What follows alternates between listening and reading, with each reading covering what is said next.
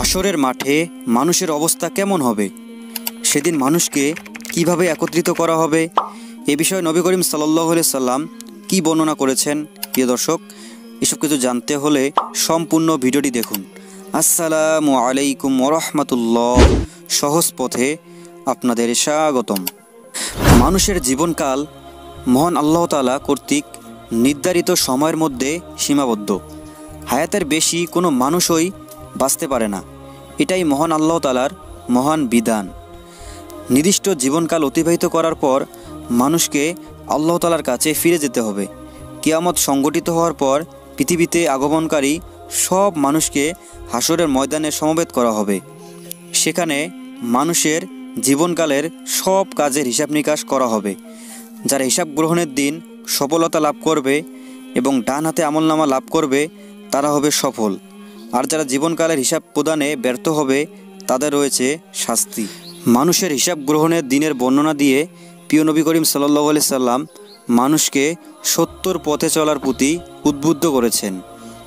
মানুষের জীবনকালের হিসাব নিকাশের বর্ণনাও উঠে এসেছে এই হাদিসে। অথচ সাউল ইবনে সাদ রাদিয়াল্লাহু তাআলা আনহু বর্ণনা করেন, রাসূল সাল্লাল্লাহু আলাইহি সাল্লাম বলেছেন, কিয়ামতের দিন সব মানুষকে ধবধবে সাদা রুটির মতো জমিনের উপর একত্রিত করা হবে। তার মাঝে কারো কোনো পরিচয় থাকবে না। হিসাব নিকাশের দিনে মানুষের পেরেশানি এত বেশি থাকবে যে তারা পরস্পরের দিকে তাকানোর কোনো সুযোগ পাবে না।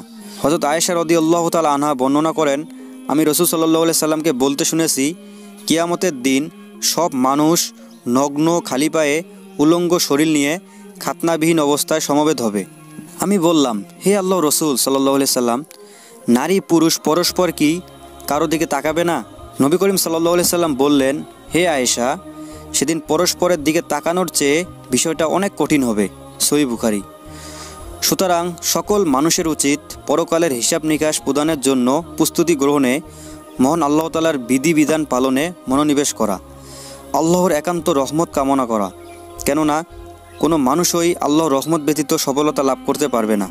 মহান আল্লাহ তাআলা মুসলিম উম্মাহকে তার বিধিবিধান পালনে একান্ত রহমত লাভের তৌফিক দান করুন।